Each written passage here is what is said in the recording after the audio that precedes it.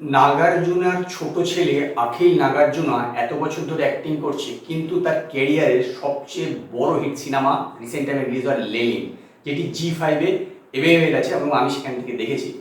তো এই সিনেমাটার মধ্যে না যে মহাভারতের যে একটা রেফারেন্স দেওয়া হয়েছে, মহাভারতের বিভিন্ন ক্যারেক্টারগুলো যেরকম অর্জুন, দ্রৌপদী, কর্ণ, ভীষ্ম, শকুনি, এইগুলোকেও এখানে তুলে ধরা হয়েছে এবং শকুনির মতন একজন লোক হাঁটছে। তো সেই সব জিনিসগুলো রেফারেন্সগুলো কিন্তু নো ডাউট বেশ ভালো লাগে। এবং এই সিনেমাটার ফার্স্ট হাফের চেয়ে সেকেন্ড হাফে বিশেষত ইন্টারভেলের পর থেকে যেরকমভাবে একের পর এক টুইস্ট আসতে থাকে, সেইটা কিন্তু সত্যিকারের বলতে গেলে কি চমকপ্রদ লেগেছে। আমার শুরুতে মনে হচ্ছিল যে এটা বোধহয় টিপিক্যালি একটা তেলেগু সিনেমা মতনই হবে, কারণ সেরকমভাবেই যাবতীয় কিছু চলছিল। কিন্তু ফার্স্ট হাফের একদম ক্লাইম্যাক্সের পর থেকে যেরকমভাবে একের পর এক পট পরিবর্তন ঘটতে থাকে এবং যেরকমভাবে এখানে অ্যাকশনটাকে ডিজাইন করা হয়েছে, অখিল নাগার্জুনা যেরকম দুর্দান্ত অ্যাকশন করেছে, সেই জন্যই আমার মনে হয় সিনেমাটা এতটা বড় হিট হয়েছে।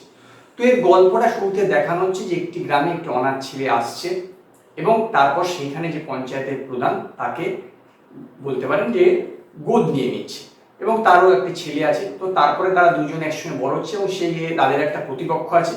এবার এই যে ছেলেটি, যে অনাথ ছেলেটি অখিল যে চরিত্রটা প্লে করেছে, সে বড় হচ্ছে এবং সে একটি মেয়ে প্রেমে পড়ছে এবং সেই মেয়েটির সঙ্গে আবার যে পঞ্চায়েত প্রধান তার ছেলের বিয়ে ঠিক হয়ে যাচ্ছে, কিন্তু শেষ পর্যন্ত তাদের বিয়েটা হচ্ছে না, মেয়েটি বিয়ে করছে না, জানিয়ে দিচ্ছে সে অখিলকে প্রেম করে এবং তাদের দুজনের মধ্যে বিয়ে হয়ে যাচ্ছে।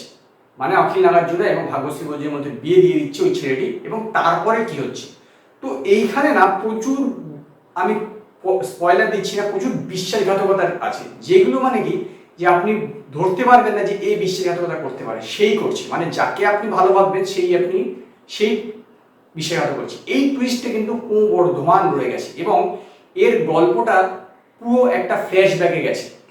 শুরুতে একদম একটা জায়গাতে এসে এই অখিল নাগার্জুনা পুরো ঘটনাটা বলছে এবং পুরো ফ্ল্যাশব্যাকে চলছে এবং শেষে গিয়ে ওই যে ঘটনাটা ঘটলো সেটা ঘটাচ্ছে। তো এই গল্পটার যে প্রেজেন্টেশনটা, ফার্স্ট হাফটা টিপিক্যালি হলো, সেকেন্ড হাফটা এতটাই ভালো এবং এতটাই পিকে গিয়েছে যে এই সিনেমাটাকে কিন্তু লেনিন সিনেমাটাকে হিট হয়েছে। এত বড় হিট হওয়ার এটা একটা বড় কারণ। আমার অখিল নাগার্জুনা বেশ ভালো অভিনয় করেছে এবং এর সবচেয়ে বড় কথা অ্যাকশনটা খুব ভালো করেছে। ভাগ্যশ্রী বলছে সেরকম অর্থে সেরকম কিছু নেই, পুরো সিনেমাটা অখিল এর উপরেই দাঁড়িয়ে আছে, কিন্তু সে বেশ নিজেকে অনেকটা এই ক্যারেক্টারের সঙ্গে ভালো করে নিজেকে ইভলভ করে নিয়েছে এবং যেভাবে তাকে প্রেজেন্ট করেছে, যেভাবে অ্যাকশনগুলো করেছে, সেগুলো কিন্তু বেশ ইন্টারেস্টিং লেগেছে এবং সেই জন্য আমি লেনিন সিনেমাটাকে 5-এর মধ্যে 3.5 স্টার দেবো।